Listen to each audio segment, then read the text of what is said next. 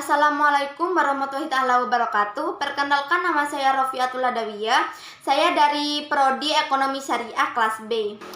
Topik yang saya pilih yaitu tentang suku, dengan tema ulasannya yaitu tentang pengaruh suku terhadap pertumbuhan ekonomi nasional.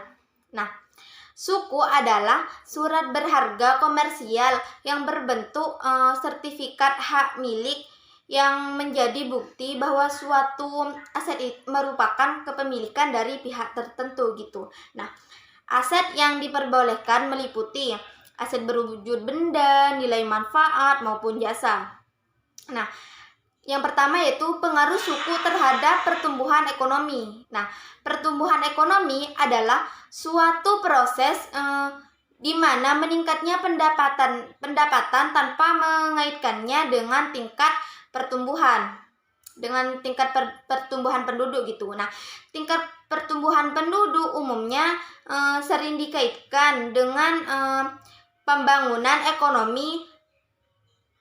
perekonomian dianggap mengalami pertumbuhan bila seluruh balas jasa real terhadap penggunaan faktor produksi pada tahun tertentu gitu. Nah, jadi ketika lebih besar daripada tahun sebelumnya, maka indikator yang digunakan untuk mengukur pertumbuhan ekonomi adalah tingkat pertumbuhan produk domestik bruto atau PDB. Nah, ada beberapa alasan yang mendasari pemilihan pertumbuhan PDB dan bukan indikator lainnya gitu. Misalnya, pertumbuhan produk nasional bruto atau PNB sebagai indikator pertumbuhan.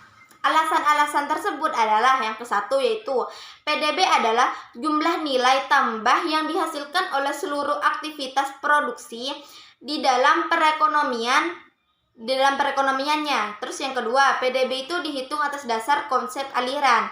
Dalam artian perhitungan PDB itu hanya mencakup nilai nilai produk yang dihasilkan pada suatu produk tertentu saja gitu. Nah, perhitungan ini tidak mencakup nilai produk yang dihasilkan pada periode sebelumnya. Terus yang ketiga yaitu batas wilayah perhitungan PDB adalah negara perekonomian domestik. Terus yang keempat, kesuksesan suatu negara itu dilihat dari pertumbuhan ekonominya. Nah, oleh sebab itu setiap negara senantiasa berusaha untuk menggenjot pertumbuhan ekonominya supaya mencapai optimal bahkan maksimal. Terus, berhasil tidaknya pencapaian pertumbuhan ekonomi suatu negara biasanya itu dikirikan dengan hal-hal berikut. Yang pertama yaitu produktivitasnya meningkat, terus laju pertumbuhan penduduk dan produk per kapitanya itu tinggi laju, perubahan struktural tinggi, terus adanya gelombang urbanisasi, yakni perpindahan penduduk dari desa ke kota. Terus ekspansi negara maju, semakin tinggi pertumbuhan ekonomi suatu negara, maka akan mengidentifikasikan tingkat kesejahteraan rakyat tinggi pula. Terus indikator pertumbuhan ekonomi. Nah, adapun indikator dari pertumbuhan ekonomi suatu negara adalah yang pertama yaitu produk domestik bruto PDB. Nah, pada prinsipnya pertumbuhan ekonomi ini dapat dipahami sebagai pertambahan pendapatan nasional atau pertambahan output atas barang dan jasa yang akan diproduksi selama 1 tahun gitu. Terus adanya pendapatan real per kapita. Pendapatan real per kapita ini menunjukkan pendapatan masyarakat suatu negara. Jika pendapatan masyarakat secara keseluruhan itu mengalami peningkatan dari tahun ke tahun, maka dapat dikatakan bahwa perekonomian di negara tersebut juga akan mengalami pertumbuhan yang positif gitu. Terus adanya kesejahteraan penduduk indikator. Nah, kesejahteraan penduduk ini memiliki keterkaitan dengan pendapatan real per kapita.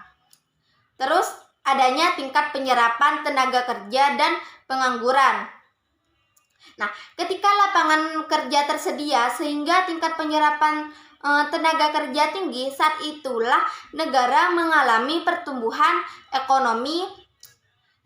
Terus yang kedua yaitu suku dikaitkan dengan perdagangan internasional. Nah, berdasarkan hasil estimasi, pengaruh perdagangan internasional ini terhadap nilai tukar rupiah. Nilai tukar rupiah dengan metode OLS melalui model estimasi regresi linier berganda mengenai pengaruh dari variabel-variabel independen seperti ekspor, impor, dan suku bunga tahun 2000 sampai 2016. Nah, jadi dapat disimpulkan bahwa hasil estimasi koefisien berpengaruh terhadap perdagangan internasional terhadap nilai tukar rupiah. Nah, itu mampu dijelaskan oleh variabel-variabel ekspor, impor, inflasi, dan suku bunga. Terus, besarnya nilai koefisien variabel-variabel yang menjelaskan variabel nilai tukar rupiah yang terbesar adalah variabel impor dan ekspor.